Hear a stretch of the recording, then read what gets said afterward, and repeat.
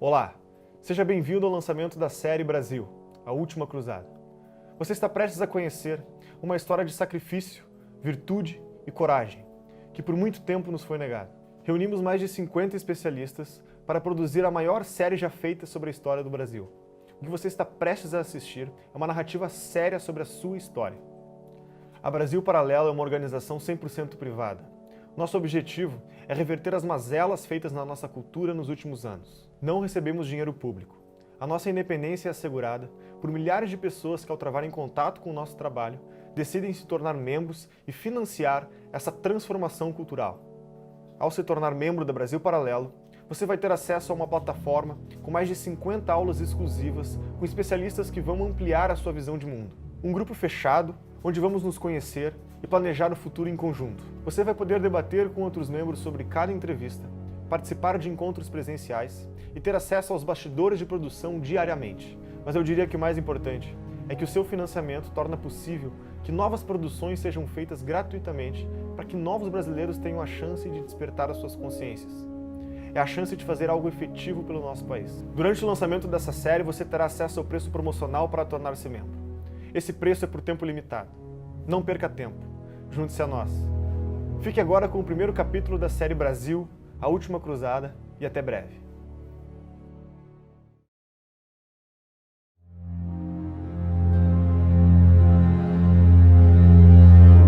Assim como a biografia de um homem começa na história de seus ancestrais, nossa pátria não pode ser compreendida apartada daquela que a concebeu e gestou. E a nossa identidade terá de ser buscada em acontecimentos enterrados por muitos anos, a milhares de quilômetros, no velho mundo e nas profundezas do oceano. Neste mergulho rumo às origens remotas, muitas das linhas que separam os mitos da realidade e a história das lendas vão sendo borradas pelo nevoeiro dos séculos e pelas crenças dos antigos. Os acontecimentos que formam o curso do tempo vão deixando para trás verdades esquecidas, mas que de alguma forma podem ser resgatadas, porque estão marcadas no solo, nos escritos e nas memórias dos homens que já viveram.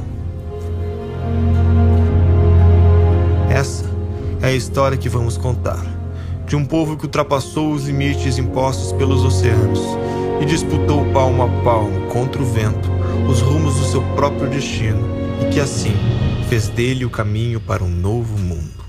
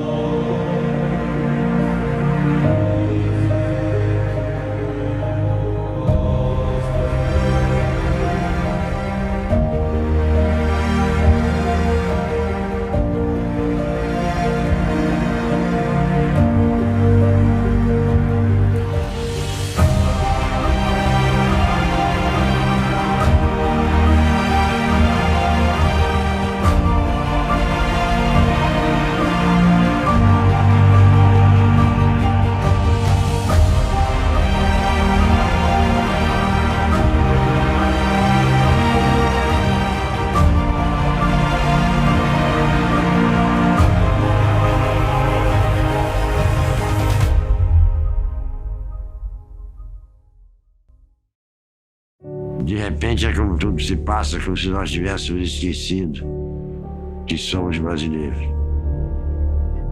A melhor solução para o Brasil é dar um pouco de Brasil para as pessoas. É comum encontrarmos no nosso dia a dia pessoas salientando as belezas naturais do Brasil. Pouquíssimas vezes encontramos pessoas salientando as belezas humanas do Brasil. Então você não pode celebrar mais os heróis nacionais, porque os heróis nacionais são parte da ideologia dominante. Então você faz a apologia do território, dos bichos e dos índios, etc. E não, os heróis desapareceram.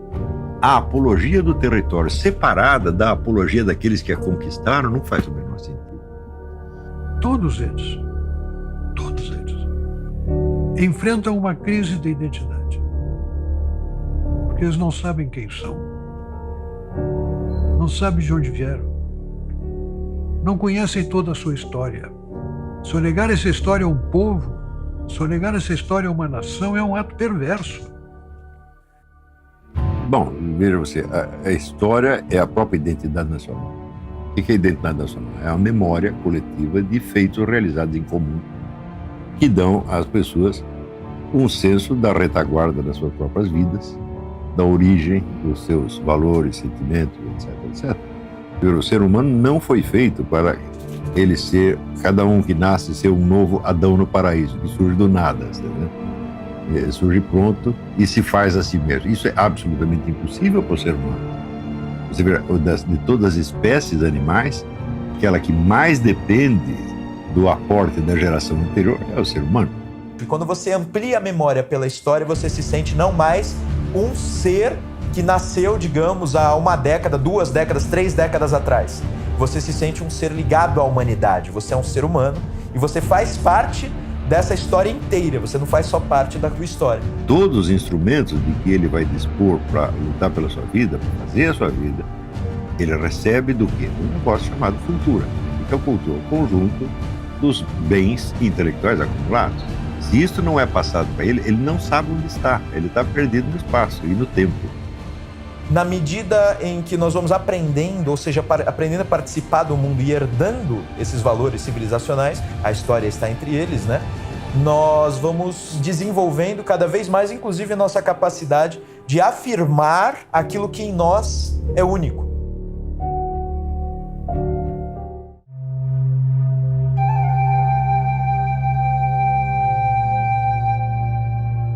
Somos tão jovens na história da humanidade que às vezes esquecemos do que nos permitiu chegar aqui e viver dessa forma. Há 30 mil anos, nossos antepassados tentavam dizer alguma coisa quando pintavam nas rochas. São as primeiras mensagens que temos de nossos ancestrais. A vida era difícil e lutávamos muito para sobreviver.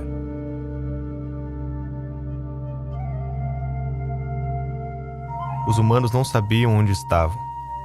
Imprevistos como animais selvagens e o frio faziam parte de um dia a dia incompreendido. O mundo era um lugar aberto e desconhecido, onde nossa chance de sobrevivência parecia baixa. Alguns de nós fizeram o que parecia impossível. Aprenderam a olhar para o futuro quando viam as estrelas, prevendo o clima e a migração dos animais. Graças a essa incrível descoberta, a humanidade teve uma oportunidade única: entender o ambiente à nossa volta. Começamos a plantar, domesticamos animais e estabelecemos um lar. Pela primeira vez na história, os humanos paravam de fugir e de passar fome. Tínhamos mais do que podíamos carregar. A escrita nascia para mudar a nossa história. Decidimos registrar ideias e acontecimentos. Era uma forma de transcender o medo da morte. Enviar ao futuro nossos pensamentos, nossas crenças e nossas experiências passou a ser possível. Foi quando começamos a herdar o conhecimento da humanidade. Isso tudo nos levou de caçadores a filósofos, de fugitivos a arquitetos. Criamos a ética para aperfeiçoar a convivência, as leis e o júri para aperfeiçoar a justiça, e constituir família passou a fazer parte da nossa tradição de levar a humanidade adiante. Quando vivemos o nosso dia a dia, aqui, no século XXI, desfrutamos desse legado. A filosofia grega, o direito romano, a moral judaico-cristã e a experiência acumulada de nossos ancestrais fazem parte de nós. Essa é a herança que chamamos de civilização ocidental. Se hoje os territórios estão divididos em países, com idiomas e regras estabelecidas, nem sempre foi assim. Neste longo caminho, cada povo colocou um pedaço da estrada que hoje trilhamos. A terra que hoje abriga Portugal era considerada o fim do mundo. A fronteira com um oceano desconhecido sempre foi atraída e cobiçada. Diversos povos viveram por lá até ver a ascensão do Império Romano e a entrada das tribos germânicas, dos suevos e visigodos. Os visigodos formaram cidades na Europa Ocidental e durante 3 séculos ocuparam grande parte da Península Ibérica, preservando e absorvendo a cultura de seus antepassados. Como essa cultura veio parar no Brasil? O que as guerras entre diferentes visões de mundo têm a ver com a nossa história?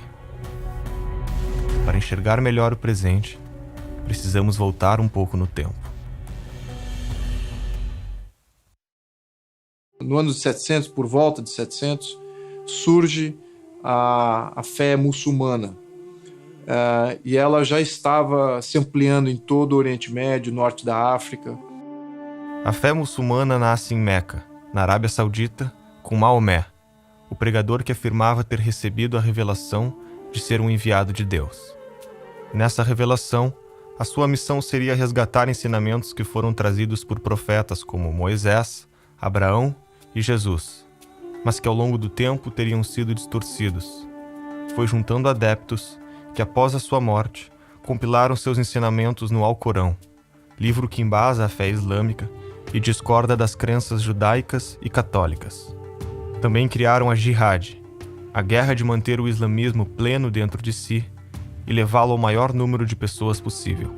Dessa forma, buscaram alargar os horizontes do território islâmico, inicialmente tomando o Oriente Médio e o norte da África, para depois entrar na Europa Ocidental. A estratégia foi longa na duração e rápida na conquista. Os muçulmanos precisaram de menos de uma década para dominar a maior parte do território europeu. A invasão começou em 711 e 3 anos depois já habitavam a maior parte da Península Ibérica.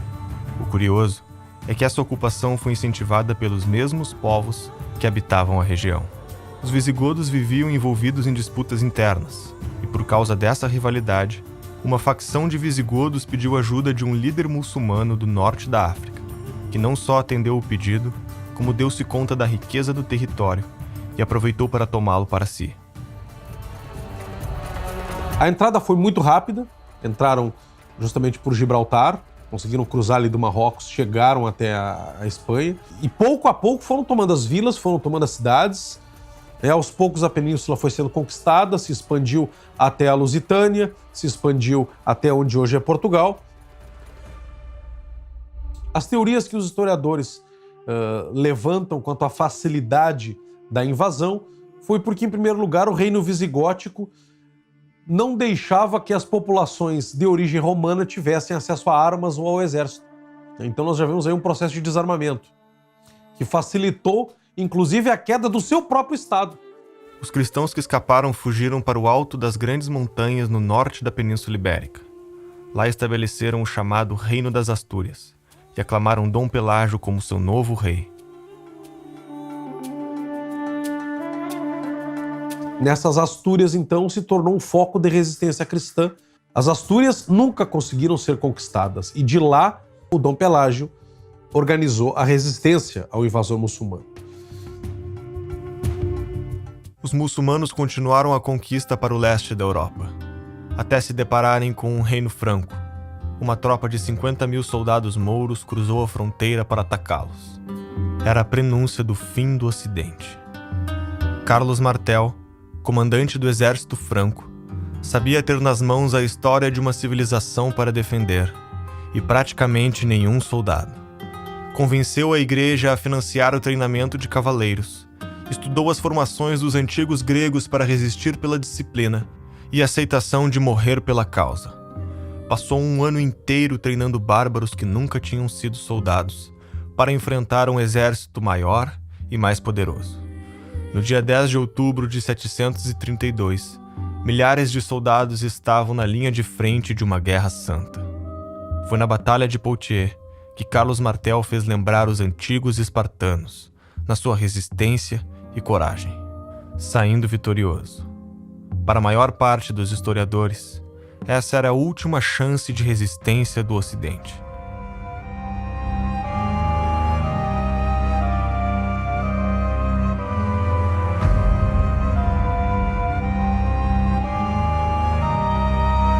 A vitória significava um suspiro de esperança para os inimigos do Islã.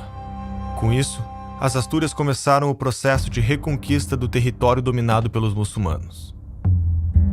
Até que houve uma grande batalha em 722, a Batalha de Covadonga.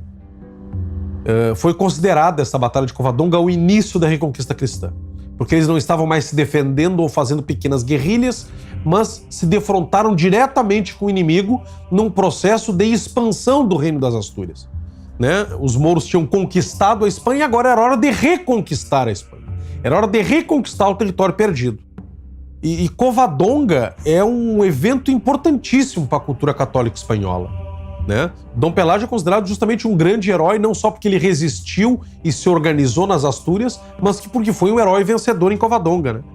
Várias batalhas, várias guerrilhas que foram sendo travadas foram vencidas pelos asturianos, pelo moral que eles ganharam na vitória em Covadonga. Quando você observa uma sociedade islâmica, você tem tudo diferente. Tudo diferente. Todos os valores são diferentes desse daí. E Portugal passou por um tempo por domínio islâmico, tá? E aí você percebe que alguns valores islâmicos a gente pegou, não só na linguagem, a gente tem alface, algumas palavras com algodão é alcudum, palavras que vêm do árabe, mas a gente tem também alguns valores. Por exemplo, quando a gente tem organização militar. A organização militar, como eu disse, cristã, ela era mais de um cavaleiro querendo se tornar digno, querendo se destacar, se auto-sacrificar por uma causa maior no campo de batalha. Enquanto que os islâmicos tinham uma visão mais coletivista, mais organizada. E aí os Portugal e Espanha aprendem, eles mantêm o heroísmo cristão e aprendem as técnicas islâmicas. Porque primeiro eles apanharam, né? O Islã, se você observar o mapa, eles pegam a Península Ibérica quase toda, fica um pequeno pedaço de resistência e depois eles vão reconquistando.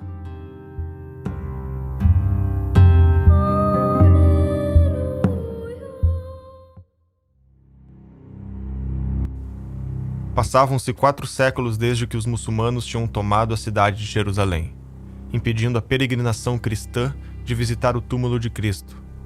A vida ocidental nessa época parecia derrotada e sem esperanças. Em cada volta que dá à terra, a fé deixa de existir. O temor ao Senhor não mais prevalece entre os homens.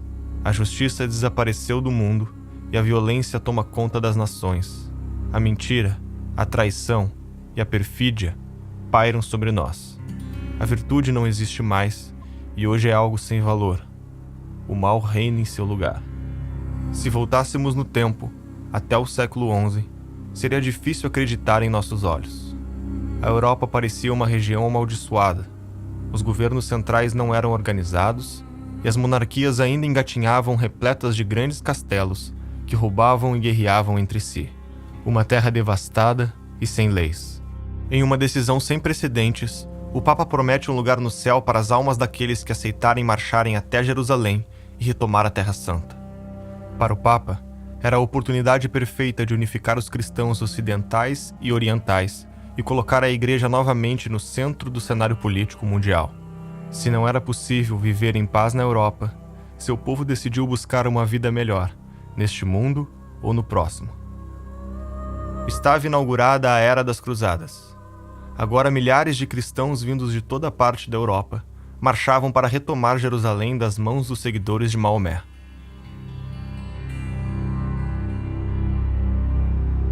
O que foram as cruzadas? Foram uma resposta parcial e tardia à maior agressão imperialista que a Europa já havia sofrido. Você vê que nem os romanos fizeram tanta devastação quanto os muçulmanos fizeram. Porque os romanos, pelo menos, quando Roma invadia um lugar, invadia um país, imediatamente transforma todo mundo em cidadão romano e você tinha todos os direitos. E o romano se adaptava às religiões locais. Ao contrário, você tem lá a sua religião local, uma divindade esquisita, o romano pegava, botava aquilo no panteão em Roma e falava, bom, essa aí mais uma religião está valendo. Quer dizer, quem inventou o multiculturalismo foram os romanos, né? E os muçulmanos, ao contrário. Onde eles invadiam, você tinha a opção. Você se converte ao Islã agora, você aceita a autoridade islâmica, ou tem 2 hipóteses. A primeira é você morrer, e a segunda é você virar um cidadão de segunda classe, que não pode praticar sua religião em público, não pode nem falar dela em público, você não pode exercer este posto, aquele posto, aquele posto, aquele posto. Tá certo? O que quer que você ganhe? Nós vamos tomar metade de impostos, e assim por diante. As cruzadas se iniciaram para resgatar a terra de Canaã, porque ela havia se tornado de uma fé hegemônica, que era na questão islâmica. As cruzadas foram um grande sucesso no início, conseguiram expulsar os exércitos sarracenos e libertar Israel, libertar Jerusalém. Com a Terra Santa reconquistada, surgiram massas de peregrinos marchando em busca da paz espiritual. Mas o caminho até Jerusalém era para poucos. Além de frequentes assaltos, haviam constantes ataques de exércitos muçulmanos ao longo do percurso. Todo peregrino cristão que quisesse ir para a terra de Canaã, Israel, tinha seu caminho impedido. Né? Começou a ser muito perigosa essa jornada. Sempre foi, mas ficou mais perigoso agora porque havia uma missão islâmica que começava a impedir a peregrinação. Né? Então você corria risco de vida real. Para proteger os cristãos nessa jornada, começaram a se formar diversas ordens militares para acompanhá-los na viagem. Um grupo de nobres da França se reuniu e formou uma ordem para proteger os peregrinos em sua caminhada. Essa ordem foi a Ordem dos Templários. A ordem seria reconhecida oficialmente pelo papado, ganhando isenções e privilégios, como o poder de se comunicar diretamente com o Papa. Ao ser admitido como cavaleiro, deviam jurar viver em castidade e pobreza, ser obediente ao mestre do templo e nunca recuar em campo de batalha. Conquistou grande popularidade e cresceu rapidamente, tanto em membros como em poder. Para defender as riquezas dos peregrinos durante as cruzadas, criou um mecanismo de depósito e saque, que tornou-se o embrião do sistema bancário. Eles eram religiosos e tinham um voto de não recuar no campo de batalha. Porque senão eles eram um terror dos mouros. A ordem poderia ajudar muito, esse novo exército está se formando, poderia ajudar muito na Constituição de Portugal. Então os templários, já no início do movimento templário, eles ajudaram em 2 pontos. Ajudaram a Portugal a expulsar os mouros e também a começar a defender as cruzadas. Em uma das incursões que os cristãos faziam nas terras tomadas por mouros, um pequeno exército comandado por Afonso Henriques foi surpreendido e encurralado pelos muçulmanos. O conflito era inevitável e a chance de sobrevivência quase inexistente. Segundo os historiadores, 10 vezes superiores aos portugueses. Segundo os documentos da época, foi neste momento que o comandante Afonso Henriques jura ter tido uma visão onde Cristo aparece e profetiza sua vitória, entregando a missão de espalhar a fé pelos 4 cantos do mundo. Afonso Henriques venceu a batalha e foi aclamado o primeiro rei de Portugal. Fato ou lenda, o milagre de Eurique marcou de tal forma o imaginário português que se tornou presente na bandeira de Portugal e no espírito aventureiro dos próximos séculos. Os portugueses consideram esse documento como sendo a certidão de batismo de Portugal. Aí nasceu Portugal. São as fronteiras mais antigas da Europa hoje em dia.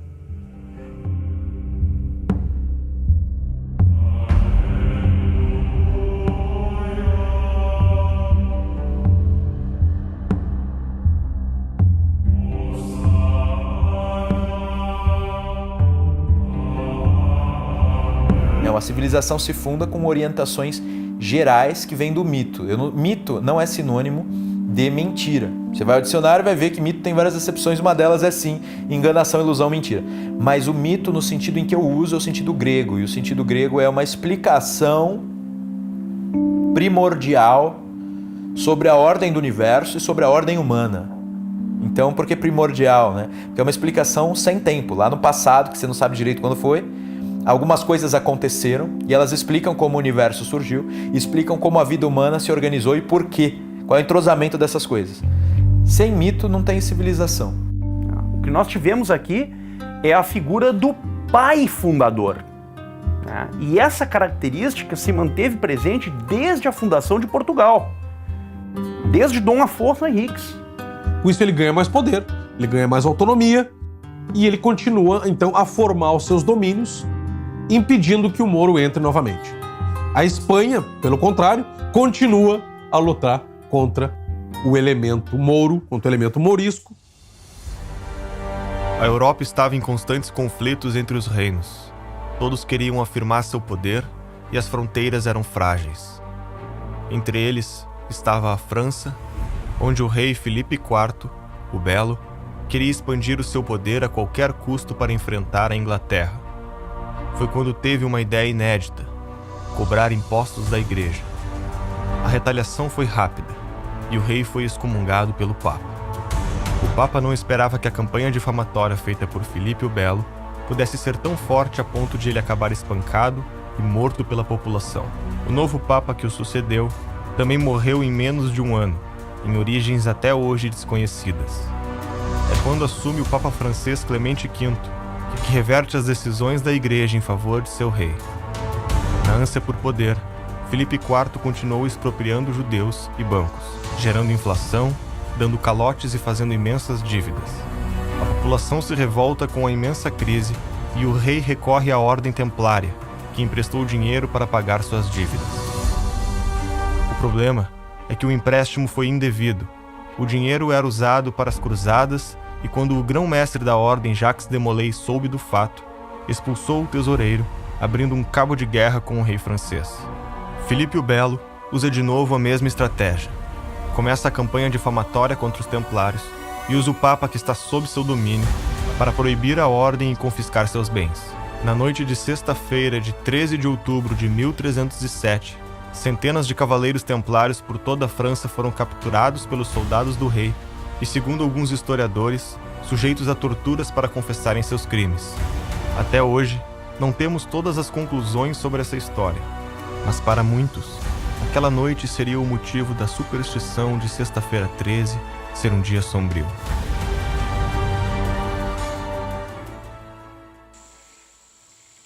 Esse é um problema muito ambíguo, porque sabe, os templários que inventaram, por exemplo, a letra de câmbio, né? O pessoal depositava dinheiro na Europa e retirava dinheiro quando chegava em Jerusalém, né? E eles roubaram um monte de dinheiro. Esta é que é a verdade. Mas, ao mesmo tempo, existe todo um legado heróico e místico dos templários. Foi um processo muito sangrento. Foi decretado todos os templários como os hereges e houve aí um grande derramamento de sangue, várias armadilhas armadas contra os templários. E então, enfim, foi uma ordem aí que poderia ter trazido grandes avanços para a Europa, mas estava ali sendo sufocada pela ganância e tirania de um dos seus soberanos que se sentia ameaçado. Após a prisão dos templários na França, o Papa Clemente V solicitou a Dom Dinis que fizesse o mesmo com os templários portugueses. O rei não atendeu o pedido do Papa. Um único país não atendeu essa bula de uma maneira contundente. Esse país foi Portugal. Portugal reconhece o valor da ordem e dá salvo-conduto e abrigo a essa ordem. Do legado de Dom Dinis, fundador da Universidade de Coimbra, talvez nenhum ato tenha sido mais impactante do que a hábil manobra política que entraria para a história. Quando foi extinta a Ordem dos Templários, infelizmente, o rei de Portugal pediu que, em Portugal, a ordem continuasse. Porque a ordem, os cavaleiros da Ordem Templária, que são os grandes defensores da fé e das cruzadas, da Terra Santa, etc. O rei de Portugal, Dom Dinis, ele se apressa em criar novas ordens e pedir ao Papa que transfira os bens dos templários para o seu governo, para, digamos assim, o governo destas ordens. E então o rei Dom Dinis cria a Ordem de Cristo. Então ela vai continuar em Portugal, mas com o nome Ordem de Cristo. A firme postura do rei de Portugal levou o Papa a incluir uma cláusula em sua bula, abrindo exceção para Portugal e seus aliados sobre a transferência dos bens da ordem. E aí é que se explica um monte de coisas, né, da nossa história.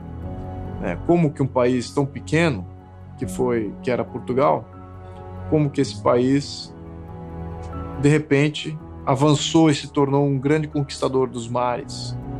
Como que esse país, de repente, era o país do qual saía todos os maiores navegadores durante um bom período.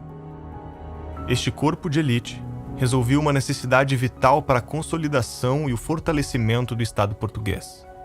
Entrosada com a esfera política da coroa, alargaria os horizontes do reino, conduzindo à expansão de Portugal pelos mares.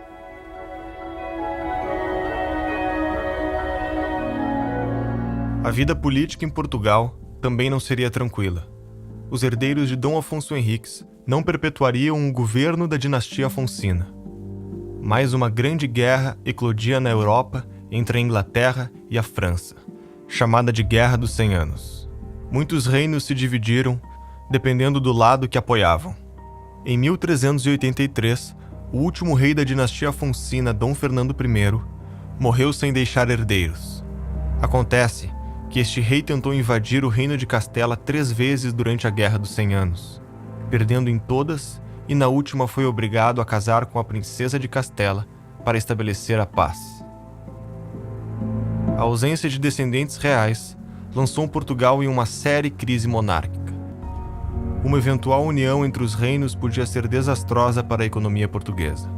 Castela ainda vivia sob uma economia feudalista, ao passo que os portugueses já apresentavam o desenvolvimento da burguesia que logo situaria a nação como a mais poderosa do mundo conhecido. O conflito só teve fim em uma guerra armada quando, em 1385, Dom João, o mestre de Avis, enfrentou tropas castelhanas na Batalha de Aljubarrota e foi proclamado o novo rei de Portugal. Uma nova etapa gloriosa na história de Portugal, que é a etapa da dinastia de Avis, com Dom João I e seus filhos, a chamada ínclita geração, e ao longo do século XV, o que nós vemos é o crescente esplendor de Portugal. Porque realmente dessa ínclita geração ia nascer o grande império dos descobrimentos. Nós temos um dos filhos de Dom João I, que é o infante Dom Henrique, que começa e lança Portugal nessa grande aventura dos descobrimentos. Nenhum dos filhos da ínclita geração se destaca mais do que o infante Dom Henrique, o navegador. Portugal foi e continuava sendo a extremidade ocidental da terra, o fim do mundo conhecido pelos europeus, com a forte crença de ser impossível navegar no Oceano Atlântico. Tudo isso costumava ser atribuído à vontade divina. Parecia ser uma impiedade a mera audácia de se aventurar por aquelas águas.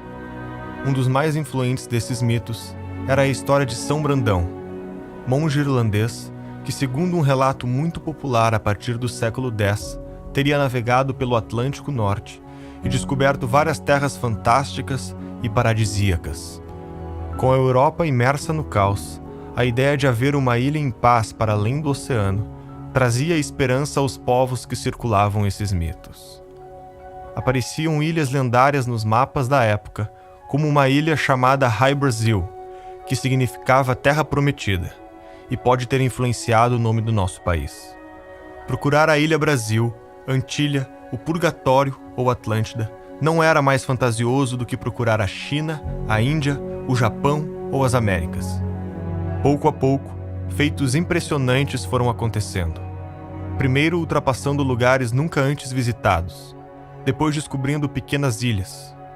No ano de 1485, o infante Dom Henrique é nomeado grão-mestre da Ordem de Cristo, cujo amplos recursos e os imensos privilégios acumulados seriam bem aproveitados nas navegações. Transformou muito de seus cavaleiros em navegadores e muitos de seus navegadores em cavaleiros.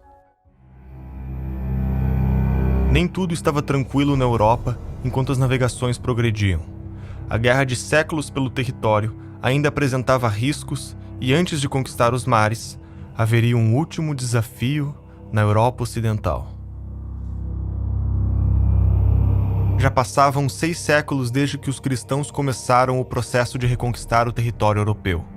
Os muçulmanos foram recuando até se concentrarem no sul da Europa, na região de Granada. O Emirado de Granada se torna o último bastião muçulmano na Península Ibérica, e ele cai sob Isabel a Católica. Ela era uma mulher de formação intelectual muito grande e pensa que é sua missão reconquistar de vez a Espanha, terminar o que os seus antepassados fizeram. Os muçulmanos estavam em Granada, eventualmente guerreavam contra os cristãos e tinham planos de reconquistar toda a província. Eles estavam em contato com os turcos e com os marroquinos para haver uma grande invasão na Espanha para recomeçar a conquista.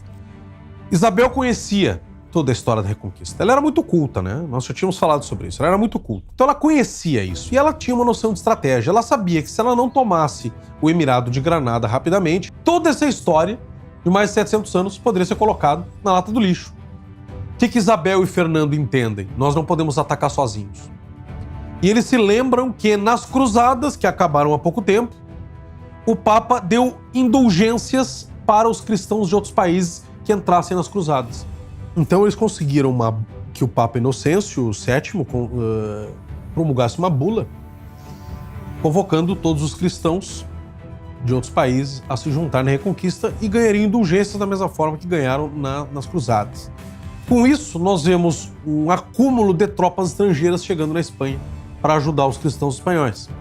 Ingleses, irlandeses, franceses e alemães se integram ao exército castelhano. Mais de 50 mil homens vindo de fora passam a integrar o exército castelhano de Fernando e de Isabel. Isabel se faz presente pessoalmente nos acampamentos militares e eles partem para novas conquistas até chegarem aos pés da cidade de Granada. Os cristãos, nesses 8 meses, não esmoreceram, eles continuaram convictos de que uma hora Granada iria cair. Os mouros também sabiam que ia cair. Eles continuavam lutando apenas por heroísmo. Queriam ser fiéis àquilo que eles acreditavam. Mas finalmente Granada se rendeu, os reis católicos, os príncipes, nobres, sacerdotes, os grandes capitães cristãos vestem-se de gala, se posicionam às portas da cidade, os tambores rufam, né, bombardeios de honra são feitos, a cruz é alçada na torre mais alta, junto com as bandeiras de Castela, e com isso acaba a Reconquista. Os chefes mouros, eles tentam inclusive beijar a mão de Fernando e de Isabel, reconhecendo a soberania deles. E Fernando não deixa. Eu sou o rei, você é o rei também. Ainda que inimigo, eu não quero a sua humilhação. Isso foi no dia 2 de janeiro de 1492, às 15 horas. Né? Desde então, os sinos das igrejas de Granada fazem soar 3 toques exatamente às 15 horas até hoje, em honra desse acontecimento. Vejam qual é a data novamente, 2 de janeiro de 1492. 1492 foi o ano em que Cristóvão Colombo empreende a sua navegação para a descoberta da América. Foi justamente no acampamento de Santa Fé que Colombo estava e viu a queda de Granada. Colombo estava lá, que ele tenta convencer Isabel a patrocinar a navegação. Por que influencia as navegações? O que as grandes navegações de Portugal e Espanha têm a ver com a Reconquista? Nós temos que ver que nós estamos falando de um processo de mais de 700 anos de luta por posse de território.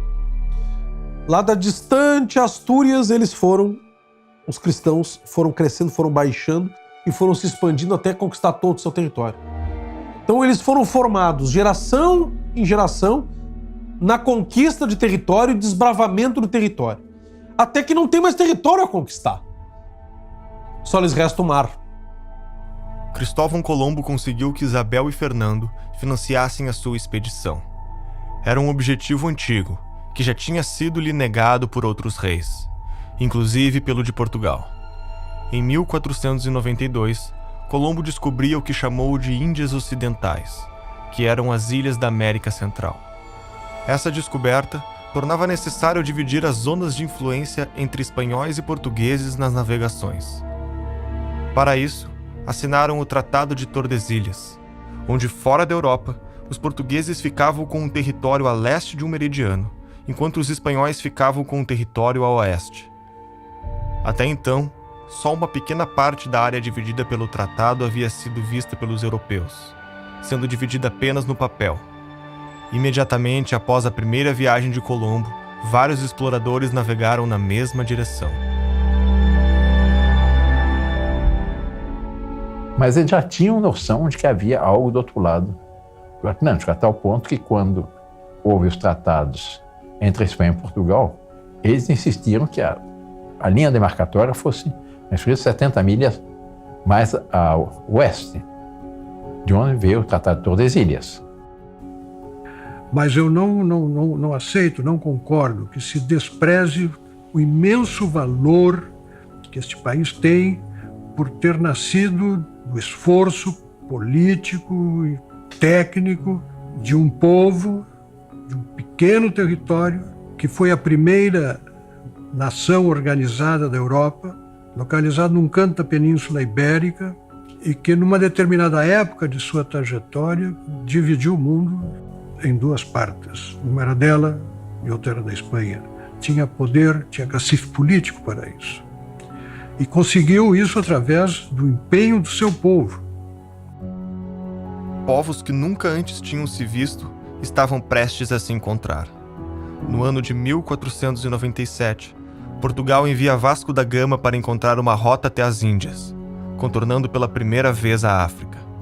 3 meses após partir, a frota que comandava já estava navegando em águas até então desconhecidas para os europeus. Em Moçambique, tiveram que se passar por islâmicos e quase tiveram seus navios roubados, até que finalmente, 10 meses depois, a frota alcançou o destino indiano e estabeleceu a Rota do Cabo, deixando o caminho aberto para a Índia.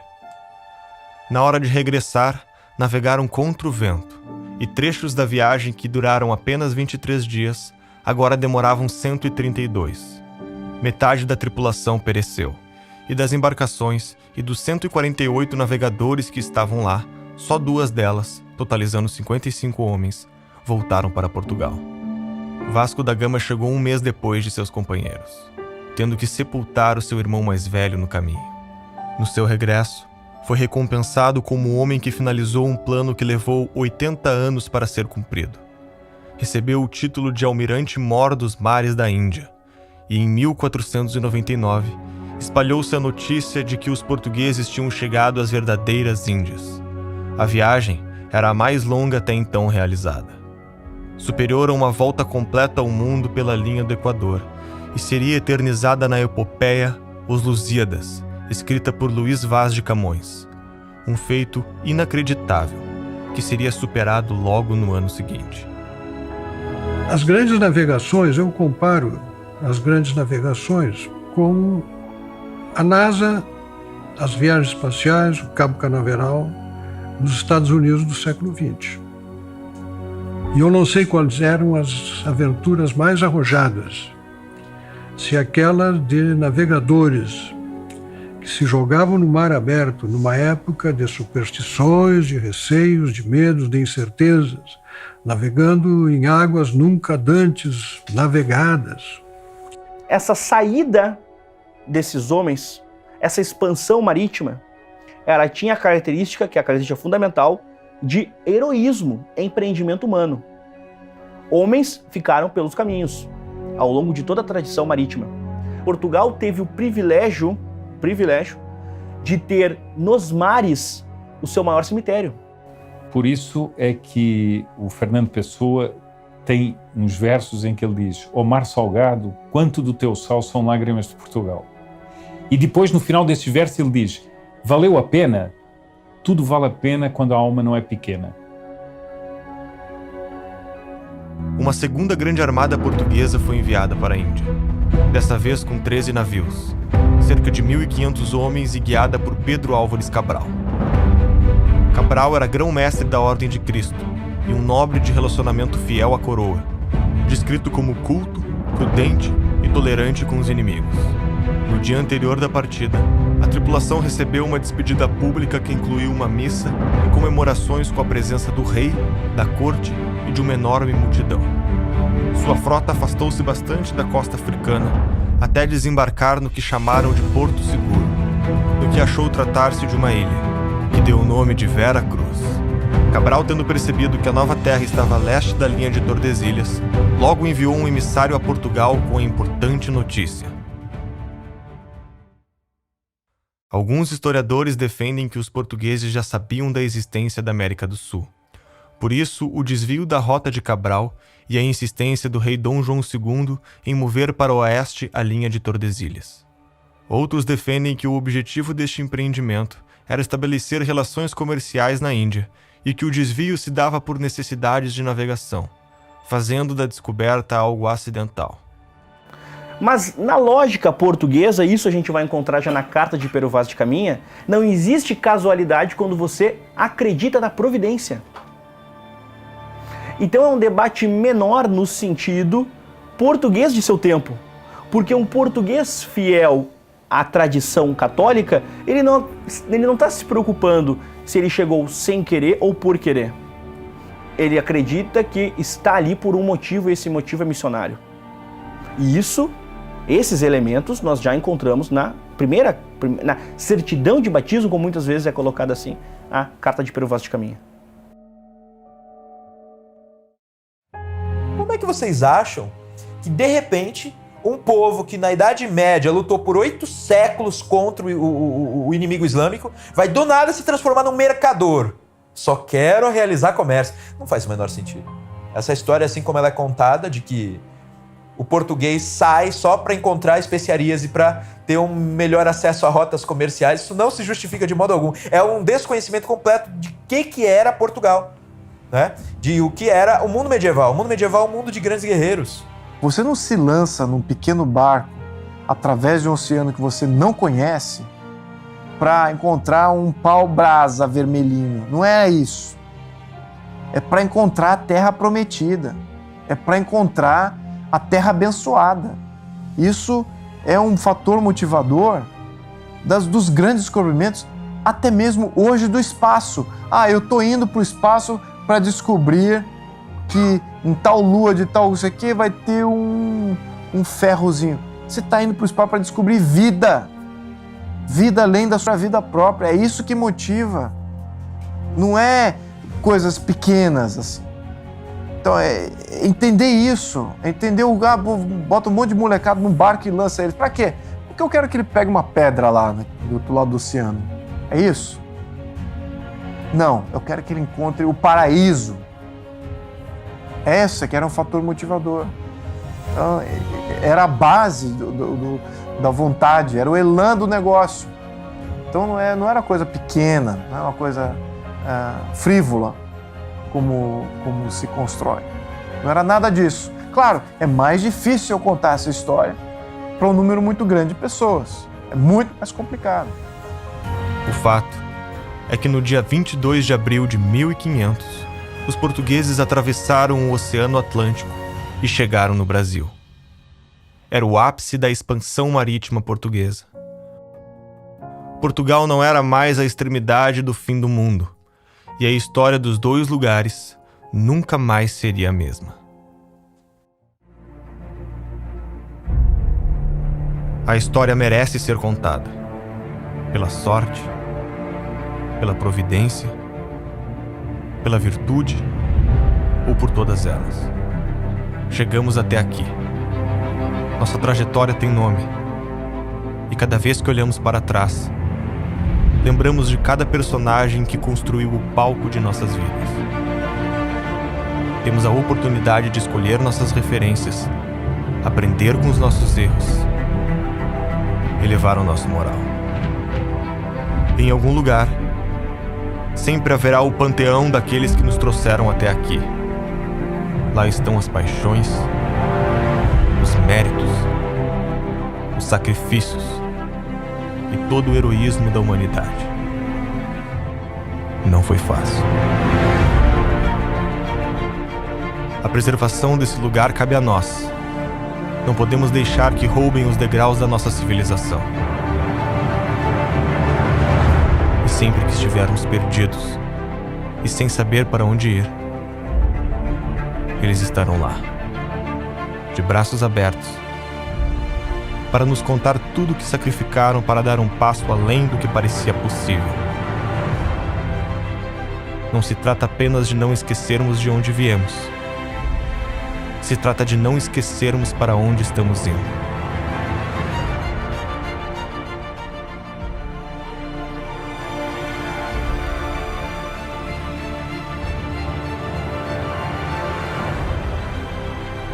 Nos momentos mais difíceis, a história deve ser lembrada.